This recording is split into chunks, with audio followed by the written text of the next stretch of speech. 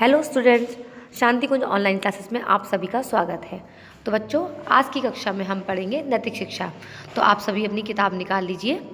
तो आज हमारा लेसन है पार्ट 6, दयावान बनो। तो आप लोग अपनी बुक खोल लीजिए।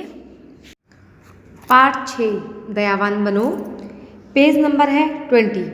ठीक है, चलिए शुरू करते हैं। बहुत समय पहले की बात है, किसी जंगल में एक ऋषि अपनी कुटिया बनाकर रहता था। जब कभी उन्हें किसी वस्तु की आवश्यकता होती तो नगर में भिक्षा के लिए जाते और जो मिल जाता उसी से संतुष्ट हो जाते। यानी कि आपको पता है ना, पहले के ज़माने में जो ऋषि मुनि हुआ करते थे, वह किसी भी प्रकार कोई काम ना करके भिक्षा मांग के अपना जीवन यापन करते थे। तो वो ऋषि जो रहा करते थे, उनको जब किसी चीज़ की जरूरत पड़ती थी उस तरह भिक्षा मांग लिया करते थे और उनका काम चल जाता था। हमेशा की तरह इस बार भी जब उनको खाने की सामग्री समाप्त हो गई तो वे भिक्षा मांगने के लिए नगर में गए। घूमते घूमते वह राजमहल के द्वार पर भी गए। राजा ने उन्हें आते हुए देख लिया था। राजा ने सेवक को बुलाकर कहा कि द्वार पर खड़े ऋषि को आदर सहित अंदर ले आओ। सेवक चला गया और ऋषि के आगे सिर झुकाकर बोला, हे ऋषिवर, आपको राजन बुला रहे हैं। यह सुनकर ऋषि ने उत्तर दिया, मेरा निवास स्थान तो जंगलों में है। सेवक वापस लौट आया और राजा को ऋषि का उत्तर सुना दिया। इस बार ऋषि को लेने स्वयं महाराज गए। वह बहुत आग्रह करने पर ऋषि ने राजमहल में प्रवेश किया। राजा ने ऋषि का बहुत आदर सत्कार किया और उन्हें राजसी भोजन कराया। तो वो भिक्षा मांगने कहाँ आते थे, लोगों के घरों जाया करते थे। तो एक दिन भिक्षा मांगते मांगते कहाँ पहुँच गए, राजमहल पहुँच गए। राजा ने जब उन्हें देखा कि मेरे द्वार पर एक ऋषि मुनि खड़े हो, तो उन्होंने सेवक को भेज के कहा कि जाओ तुम उनको बुला लाओ। तो जब वो सेवक बुलाने गया तो ऋषि ने मना कर दिया, कह दिया कि मैं राजमहल में नहीं आ सकता क्योंकि मैं तो जंगलों में निवास करता हूँ। जब राजा को ये बात का पता लगा तो राजा खुद आए, उन्होंने आग्रह किया, उनसे निवेदन किया कि आप कृपया करके चले और मुझे एक बार सेवा का मौका दीजिए। तो इस प्रकार से ऋषि अंदर महल के अंदर आ गए और राजा ने उनकी बहुत सेवा की, उनको राजसी भोजन करवाया।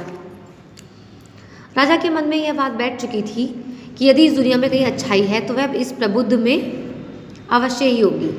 उन्होंने ऋषि से राजमहल में रुकने के लिए आग्रह किया। ऋषि ने कहा कि मैं तो कुटिया में रहने वाला हूँ, भला मुझे ऐसे ठाट बाट का क्या प्रयोजन।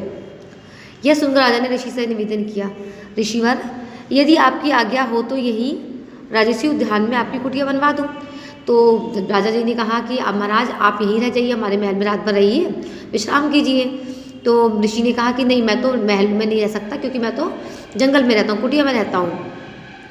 तो राजा ने इसका समाधान ढूंढा कि एक काम करते हैं कि जो उद्यान है हमारा, उद्यान मैंने बगीचा है, मैं वहाँ पर आपके लिए कुटिया बनवा देता हूँ, तो आप वहाँ पर रुक जाइएगा।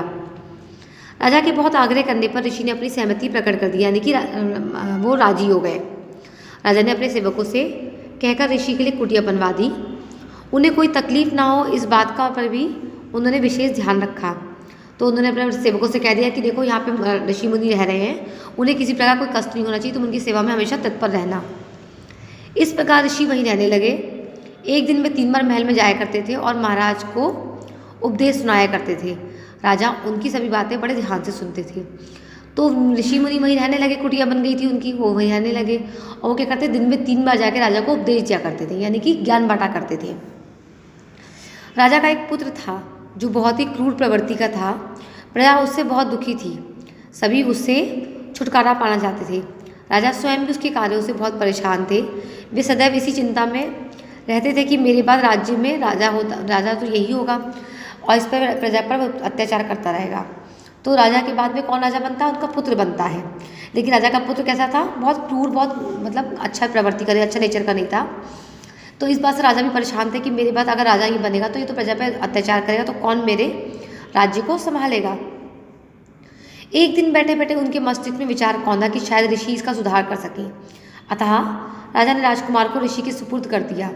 एक दिन राजकुमार महल के उद्यान में घूम रहा था। ऋषि उसके पास आए और सामने वाले पौधे से पत्ती तोड़कर लाने को कहा। पौधा बहुत छोटा था। राजकुमार तुरंत पत्ती तोड़कर ले आया। ऋषि ने उसे पत्ती चखने को कहा। राजकुमार ने पत्ती को जरा सा मुँह से लगाया ही था कि उसका मुँह कड़वा हो गया। राजकुमार थू थू करके अपना मुंह साफ करने लगा। वह पौधे के पास गया और गुस्से में उसको उखाड़ दिया। तो बच्चों, ऋषि ने राजकुमार से पूछा, तुमने ऐसा क्यों किया? राजकुमार ने उत्तर दिया, ऋषिवर, यह तो बहुत कड़वा है, और इतना कड़वा तो तब है जबकि ये पौधा बहुत इतना छोटा है। जब यह बड़ा हो जाएगा तो न जाने कितना कड़वा हो जाएगा। ऋषि ने अपना लक्ष्य पूरा होते देखा तो कहा, कुमार, तुमने यह जानकर कि यह पौधा बहुत कड़वा है और यह बड़ा होकर और भी कड़वा हो जाएगा, इसे बिल्कुल जड़ से उखाड़ दिया, जिससे कि यह फिर से उग ना सके। प्यारे राजकुमार, इसी तरह तो इस राज्य के आदमी भी तुमसे घृणा करते हैं, क्योंकि अभी से तुम्हारा व्यवहार दुष्ट प्रवृत्ति का है। आगे चलकर तुम तो प्रजा पर न जाने कितना अत्याचार करोगे, इसलिए वे भी तुम्हें इसी पौधे की तरह उखाड़ फेंकेंगे। इसलिए प्रजा के प्रति तुम्हें अपने व्यवहार को बदल देना चाहिए। सबके प्रति दयावान बनो और सबको प्यार करो।